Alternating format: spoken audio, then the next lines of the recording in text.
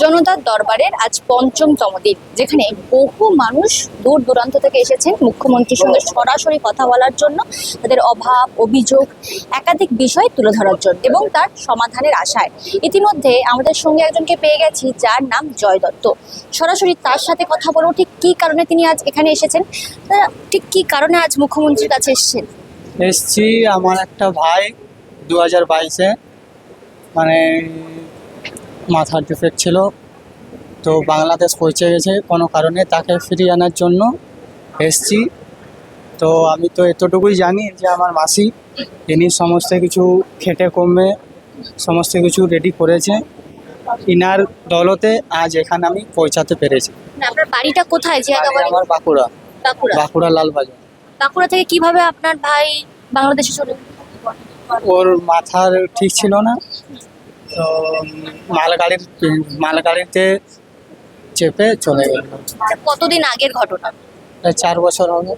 এখনো পর্যন্ত আপনার ভাই? এখনো তো নেই, ওখান থেকে ফোন আসে, যোগাযোগ হয়, তো অনেক কিছু করা হয়েছে, ব্যবস্থা করা হয়েছে ওখান থেকে। কোনো মতে এই মাসি জানে সব কিছু, সমস্ত কিছু ইনি করেছেন, আমি এতটুকুই জানি, এর বেশি আমি কিছু জানি না। বাংলাদেশ দিনাজপুর জেলে আছে। আমি চাই আমার দেশের নাগরিক, আমার ভারতের নাগরিক আমার দেশে ফিরে আসুক। আর অ্যাকচুয়ালি আমি অনেকগুলো সোশ্যাল ওয়ার্কের সাথে যুক্ত আছি, সমাজসেবামূলক কাজ করি। যখন ওর ভাইয়ের মাথার একটু প্রবলেম হয়, একটা মানসিক বড় আঘাত পায়, আঘাত পাওয়ার পর মানসিক প্রবলেম হয়, তো তার ট্রিটমেন্টের জন্য বহু জায়গায় আমি নিয়ে যাই। পুরুলিয়া মেন্টাল হসপিটালে ভর্তি করানোর ব্যবস্থা করি, কিন্তু ছেলেটা সেই সুযোগ দেয়নি, মেন্টাল হসপিটালে নিয়ে যাওয়ার মতন সুযোগ দেয়নি। ছেলেটা ভুলবশত একটা মাল ট্রেনে উঠে পড়ে, বাংলাদেশ পৌঁছে যায়। তো স্বাভাবিকভাবে যখন মাথার প্রবলেম হয় তখন ও মাঝে মাঝেই চলে যেত বাড়ি ছেড়ে, 2-4 দিন পর ফিরে আসতো। আমরা আশা করেছিলাম যে 2-4 দিন পর ফিরে আসবে, কিন্তু 1 মাস পর জানতে পারি ছেলেটা বাংলাদেশে আছে। তখন কি কন্ট্যাক্ট করেছিল আপনাদের সাথে? হ্যাঁ, ওখান থেকে আমাদের সাথে কন্ট্যাক্ট করেছিল। তো অনেক 4 বছর ধরে প্রচুর লড়াই করছি। বাংলাদেশের একজন সমাজসেবকের সাথে পরিচয় হয়েছিল, উনি সমস্ত প্রসেসটা আমাকে করে দিয়েছে ছেলেটাকে ফিরিয়ে আনার জন্য।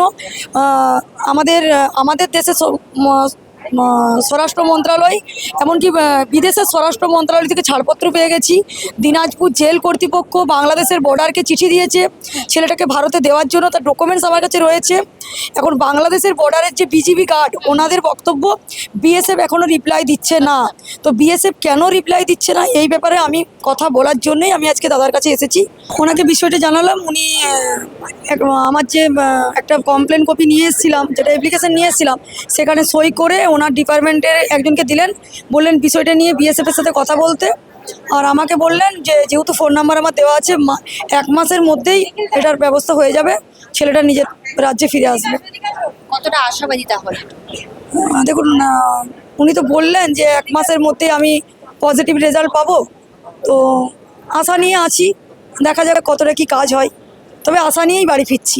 আপনার তো নিজের ভাই? হ্যাঁ, আমার নিজের। কতটা খুশি? খুশি লাভ তো করছি, এখন আশা দেখা যাক কি হয়। তখন আপাতত খুশি মনোভাব হচ্ছে। এখন দেখি 1 মাস সময় দিল, যে 1 মাসের ভিতরে ফোন আসবে, ব্যবস্থা হয়।